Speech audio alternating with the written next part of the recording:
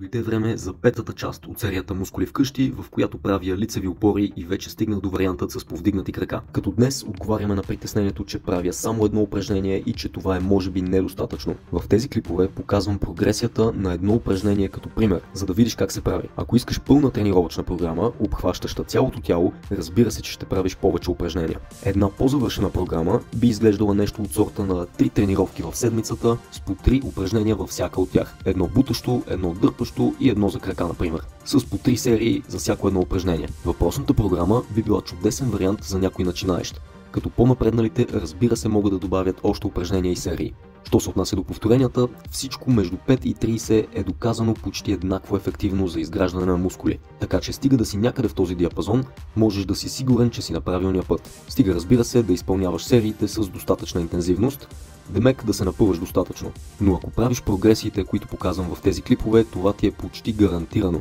Това беше петата подред моя тренировка. Тук направих 3 серии от лицевите с вдигнати крака, като изпълних 15, 11 и 10 повторения. Подобрил съм си постиженията от предната тренировка, където направих 12 и 6 повторения, така че всичко върви по план. Как ще мине следващата тренировка, последвай ме, за да разбереш.